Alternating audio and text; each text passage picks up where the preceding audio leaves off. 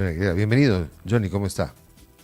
Bien, buenos días, es un gusto saludarlos. Efectivamente, se han efectuado una serie de acciones que en el caso puntual tienen como objetivo no solamente la prevención del reclutamiento de uniformados, sino también realizar un control de armas en las fronteras. Lo que se está trabajando ahora es precisamente en la desarticulación de estas redes criminales que han tenido una importante participación en los sicariatos que se han efectuado en el departamento del Beni, que tienen, como sabemos, un sustento criminal relacionado al narcotráfico. ¿Qué significa esto? Bueno, significa que la Policía Boliviana, en coordinación con el Ministerio Público, ha desplegado equipos especializados, tanto en inteligencia criminal, análisis balístico y, yo diría, análisis de teléfonos, que han permitido que en las últimas horas se aprendan a dos miembros de la Fuerza Naval y a un miembro de la Policía Boliviana, en las cuales nosotros asumimos que han tenido tres niveles de participación, o podrían tener tres niveles de participación. Una, información; otra, provisión de carácter logístico; y otra, encubrimiento. Y cuando hablamos de estos aspectos es que ambas, las tres personas, han estado destinados en el departamento del Beni, departamento que ha sido situado, como sabemos, como un importante nexo para el tráfico de exportación. Y es que cuando una avioneta sale rumbo al Perú para conseguir sustancia controlada, esta sale vacía y cargada con, yo diría, bidones de combustible. Esta avioneta que arriba hasta el Perú ya no puede volver de la misma manera, pues ya tiene que venir cargada y hace lo que ellos denominan media en el departamento del Beni, donde vuelven a repostar o a colocar combustible y con ello salir fuera de nuestras fronteras. Ese es uno de los aspectos, vamos a llamar logístico.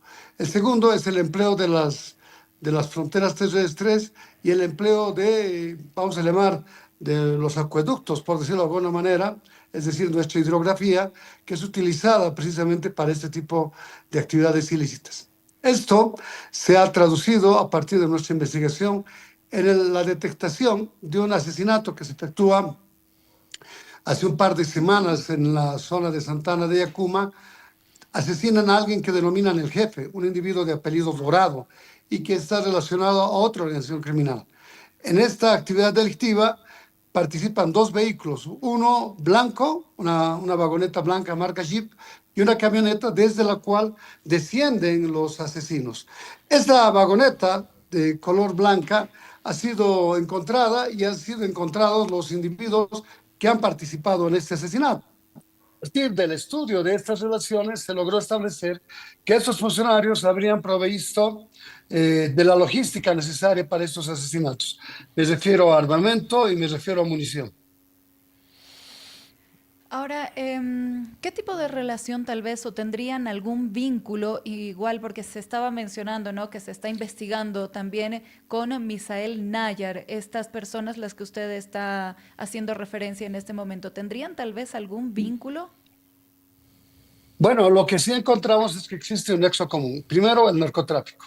Los sicariatos surgen como emergencia de la búsqueda, comillas, de disciplina al interior de organizaciones criminales. Dos, a quienes han fallado en las obligaciones que surgen de esas actividades ilícitas. Ustedes saben que si estas personas no cumplen con la entrega, no cumplen con el dinero, no pueden recurrir a la justicia ordinaria. Ellos tienen que, entre comillas, emplear estas estrategias que son conocidas ya hace tiempo para precisamente generar temor y luego el desembolso o el cumplimiento de estas obligaciones.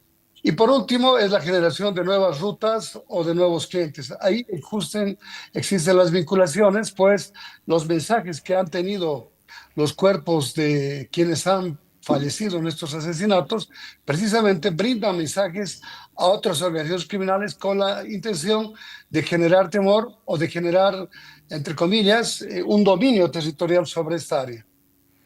Claro, ¿y qué datos hay, ¿no? Sobre este narcotraficante que están persiguiendo, ¿no? ¿Cómo se llama? Coco Vázquez. Coco Vázquez. Bueno, él tiene diversos procesos sustanciándose en la materia especializada que es el narcotráfico, en los cuales se lo ha denunciado en principio por narcotráfico, por lavado de activos, y entre estas operaciones realizadas por la FELCENE se encontró a su esposa en posesión de armamento de guerra. Por esta razón, ella fue detenida, en tanto que el señor que usted hace referencias, desde ese primer momento huyó de las autoridades policiales y ahora mismo no hemos podido detenerlo, pues hemos efectuado importantes operativos en Santana de Yacuma, en Cayubaba y otras áreas que vamos a decir eran de su dominio. A partir de estas acciones asumimos que el sujeto habría abandonado nuestro país. Se dice, ¿no? También que, bueno, según estas investigaciones, de manera preliminar, ¿no? Porque entendemos que todavía está en curso, no queremos entorpecerlas. Sin embargo, se presume que proveían también de armamento, pero sobre todo que alertaban incluso a los efectivos militares y policiales. ¿Es correcto este dato, viceministro?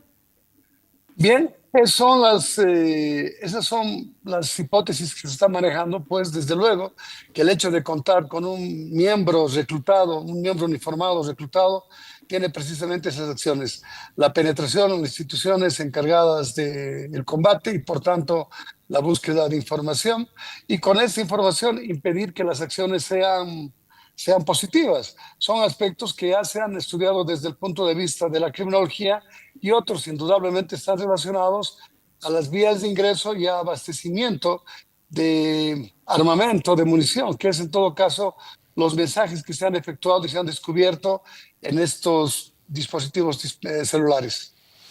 Coco Vázquez, de hecho, está relacionado con el narcotráfico. Hace un tiempo se dijo que él había amenazado al fiscal De Beni, de Beni, departamental de el Beni. Ujú. departamental de Beni, y que efectivamente poco después el fiscal de Beni dimitió o fue reemplazado, ¿no es cierto? También en las últimas horas ha habido este caso de este abogado que ha fallecido. No sé si estoy uniendo cosas que son distintas. Hablemos primero del caso del fiscal. En este caso, esta remoción, ¿qué momento, cuánto preocupa al gobierno, estimado general? ¿Cuánto preocupa al gobierno el hecho de que el narcotráfico esté llevando al cambio de autoridades incluso, ¿no? Bueno, es usual que las organizaciones criminales pretendan generar actos de, vamos a llamar primero, de normalización del sicariato, una escalada de violencia y desde luego una consolidación de determinado territorio. Sin embargo, se ha logrado, yo diría, desmembrar estas estructuras y entiendo que la decisión tomada por nuestro fiscal general en cuanto al cambio del fiscal departamental es precisamente para proteger su integridad corporal. Ahora mismo él tiene una condición de testigo protegido, pues habiendo estado encargado del combate de estas estructuras criminales en aquella área del país, posee información muy importante. ¿Qué tenemos que hacer? Porque usted me está consultando qué es lo que piensa el gobierno. Ujú. El Beni no es un gran productor, es un territorio logístico clave que permite precisamente el fortalecimiento de estas actividades delictivas por la condición geopolítica, geográfica que tiene. Y desde luego, en el caso del sicariato, esta se convierte en una herramienta de disciplina interna del narcotráfico, sobre todo, actuando con libertad, pues estos sujetos, debido a la lejanía, pretenden que están lejos del alcance de la ley. Es por eso que se ha trasladado gente desde distintas áreas del país con la intención de efectuar estas operaciones. Ahora bien, vuelvo a lo geoestratégico, geopolítico. En el caso del Beni, encontramos que las vías fluviales, que son en todo caso el empleo de lanchas o embarcaciones que que se desplazan, que navegan por los ríos, permiten movimientos que de alguna manera consiguen un destino inmediato, es decir, los estados y puertos internos del Brasil, los cuales brindan una plataforma logística. La pregunta era acerca de las actividades que genera el Estado para la protección de sus miembros. La generación de temor es una de las estrategias utilizadas por estas organizaciones criminales y por eso es que se sigue combatiendo para evitar la impunidad o la cooptación de quienes están encargados del combate de este delito. Ahora, se han estado realizando, ¿no, viceministro, una serie de controles operativos, allanamientos, incluso en los cuales se ha podido secuestrar armas de diferentes calibres, municiones, entre otros aspectos. ¿Cómo se estaría controlando este tipo de situación, el ingreso incluso de este tipo de armamento hasta nuestro país? Esto tal vez tendría algún tipo de relación, se hablaba mucho, ¿no?, de Misael Nayar, de Sebastián Marcet, incluso tendría tal vez algún tipo de relación, incluso las pistas clandestinas también que fueron encontradas en diferentes lugares. Bueno, el área del narcotráfico no es un área que esté bajo mi competencia, estoy hablándoles de mi conocimiento general. Sin embargo, estoy certero que eh, los protocolos operativos y los modelos vinculados al secuestro de armas y otras han permitido precisamente descubrir cuáles son quienes se dedican a este tipo de hechos. Me refiero a la tenencia, al tráfico y al comercio de armas en Bolivia. En cuanto a las cuestiones vinculadas al narcotráfico, insisto, no es un área de mi competencia. General, y con relación al tema de lo que ha ocurrido con relación al abogado fallecido que fue asesinado en Guayaramerín, ¿qué datos, qué investigación, se trataría también de un ajuste de cuentas? ¿Por qué lado va la cosa? Bueno, se han creído, como ustedes saben, se han generado varias hipótesis, ¿no? Entre ellas estaban relacionándola a una persona que ha sido secuestrada y está desaparecida hoy día, que desde nuestra perspectiva indudablemente estaba vinculada al narcotráfico. Se dijo que este abogado era profesional, defensor de esta persona. Esto ha quedado desvirtuado y en lo que estamos trabajando ahora son las hipótesis que ha dado el doctor Mariaca, una de las cuales está vinculada a la compra-venta de terrenos, es decir, que él podría decir haber sido asesinado por quienes tienen ese negocio, la vinculación que habíamos dicho con la persona secuestrada y otra que tiene que ser confirmada por la policía del Brasil, pues se ha conocido que esta persona tendría procesos en el vecino país vinculados a la libertad sexual. Esto significa que se requiere, por tanto, una investigación multidimensional. Bien lo ha dicho usted, hay que establecer el vínculo del sicariato con el crimen organizado, los conflictos profesionales, legales, vamos a decir, o motivaciones personales. Por eso es que se ha asegurado la escena del crimen donde se establece cómo ha sido la modalidad. Muchos han podido ver los videos en los cuales se ve el modus operandi y la identidad del asesino.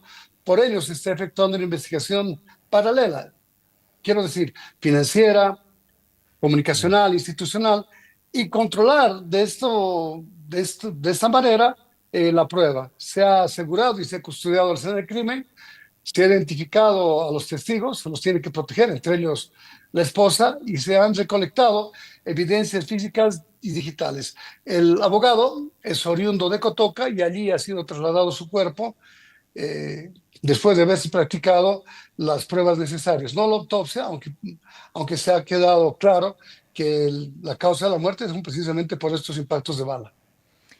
Viceministro, se habla, ¿no?, sobre el asesinato de este abogado, defensor de esta mujer, la cual ha sido reportada como secuestrada. ¿Se conoce quién es la mujer? ¿Cuál es el trabajo incluso que realizaría? ¿Se tendría tal vez alguna hipótesis, algunos avances incluso sobre este tema? Porque sí, está claro lo que pasó, ¿no?, con el abogado, pero no se conocen muchos datos sobre la Paradero, mujer, ¿no? ¿no? Sí, exactamente. Bien, evidentemente, esta es una señora que había sido señalada como comerciante. Los antecedentes que la vinculan con esta desaparición son hechos relacionados al narcotráfico. Se han detenido ya a los autores de quien consideramos le han privado la vida. No se ha encontrado el cuerpo y en este caso vale la pena reiterar que solamente pueden haber tres opciones. Una es que hubiera desaparecido por voluntad propia, la segunda es que haya sido víctima de un delito de trata y tráfico de personas, o por último que haya perdido la vida. Eso define la doctrina, como ustedes saben. Entonces, a partir de esto se ha realizado una operación, se encontraron a ciudadanos brasileños y bolivianos en posesión de armamento y en la camioneta, una camioneta ploma de color de marca Mitsubishi, que es la que interviene en ese secuestro. Entonces, los autores de esa desaparición, de esa privación de libertad, ya están tras las rejas. Se encontró además en esos operativos una célula de identidad a nombre de un ciudadano brasileño que resultó siendo fraudulenta. La identidad verdadera nos permite acreditar que el sujeto tiene antecedentes penales en Brasil, fundamentalmente con hechos vinculados a la vida. Son delitos, bueno, que tienen cierta especialidad, si el término me es adecuado.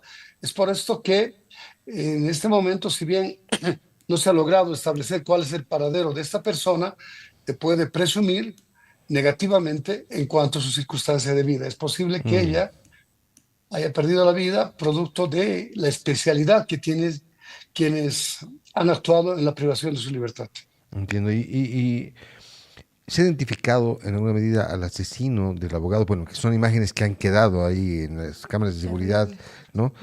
Hay algunos datos sobre esta persona y además estando tan cerca con Brasil, puede haber salido a Brasil inmediatamente después de cometer el hecho. ¿Hay trabajos coordinados con sus pares de Brasil para este tema, general? Sí, sí, es usual la participación de la interacción que tenemos con las policías vecinas. Recientemente el ministro y el viceministro de narcotráfico han ido hasta el Brasil para suscribir un acuerdo. Ahora bien, usted me está hablando acerca de la identidad y hay un protocolo, ¿no es cierto?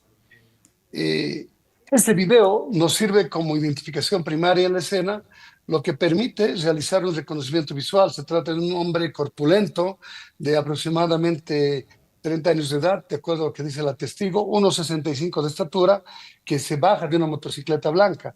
Mm. Evidentemente, en el caso del asesinato existen videos, existe prueba videofilmada, pero más allí ya es un área rural, lo que de alguna manera dificulta estos trabajos. Por eso es que la policía boliviana está trabajando con testigos presenciales o cercanos para poder establecer cuáles habrían sido las motivaciones, porque tiene que haber para un asesinato un estímulo económico, emocional, sentimental o como hemos visto de pugnas de poder. Estos aspectos van a ser develados a partir del desdoblamiento que hagamos de los dispositivos celulares y con este desdoblamiento de las relaciones que tenía la víctima. Ahora, ¿se están conociendo ahora más los casos, denuncias incluso que se tengan, casos que salgan a la luz? ¿O cómo estamos a comparación, por ejemplo, de pasadas gestiones? ¿Disminuyeron, aumentaron estos casos? ¿Cómo está este tema? A su modo de ver, a su criterio, el seguimiento incluso que usted está realizando, operativos también a la cabeza de su persona, entre otros. Bueno, el sicariato se ha consolidado como una manifestación extrema del crimen. En la teoría, la doctrina, sitúa al sicariato con narcotráfico, con minería ilegal, con contrabando, con conflictos territoriales. La característica principal de este tipo de delitos es precisamente una ejecución dirigida, rápida y planificada.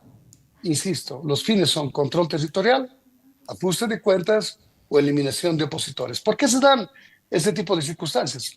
Primero, porque en las gestiones lideradas por el doctor Carlos Eduardo del Castillo y ahora por el doctor Roberto Ríos, han logrado la incautación de casi 600 toneladas de sustancia controlada. Eso significa una disminución, si el término es adecuado, eh, de la materia prima, entre comillas, para el delito del narcotráfico. Por tanto, esto motiva una especie de pugna por el control de las rutas, por los laboratorios y el acopio de drogas que, producto de estas operaciones, han disminuido. Pero es más, en estas últimas gestiones también se ha intervenido en Villa Tunari, donde, de acuerdo a lo que decía el doctor del Castillo, no se habían intervenido los años anteriores. Esto implica que el control que ha efectuado los de narcóticos habrían disminuido la provisión de la sustancia, que es en todo caso el objeto del delito en sí mismo, y con esto se estarían dando este tipo de hechos, que como le decía, son castigos a quienes hubieran delatado, a quienes hubieran perdido el dinero o la sustancia producto de las transacciones y, desde luego, la pugna por nuevos territorios. Quiero agradecer la oportunidad que me han brindado ustedes de dirigirme al público. Les mando un grande abrazo y deseos de una buena jornada. Muchísimas Muchísimas gracias, gracias. general. Tenemos una preguntita más. Vamos a aprovechar. Joel López tiene una consulta que es sobre el tema de trata de tráfico que la ha mencionado en esta entrevista. Adelante, Joel, por favor. Muchas gracias, Cortito, viceministro. por favor. Buenos días, un abrazo. Solamente para pequeño, antes de la despedida, los datos son importantes. Hoy se recuerda el día de la lucha contra la explotación sexual y la trata de personas a nivel nacional. Tal vez actualizarnos en datos y el trabajo que lleva a cabo el gobierno. Muchas gracias. Bueno, la trata y el tráfico de personas son delitos que merecen una profunda atención, pues como sabemos, este delito afecta a seres humanos que son tratados como mercadería. Y digo mercadería porque cuando usted nos habla de explotación sexual, es precisamente un subempleo de las personas a quienes no sé si el término es adecuado, no se les cumplen las obligaciones.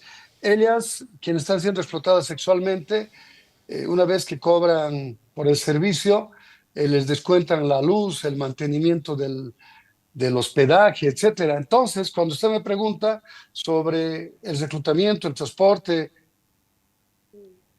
la transferencia, la acogida y la recepción de personas, existe un vínculo común, que es la amenaza, la violencia o el engaño.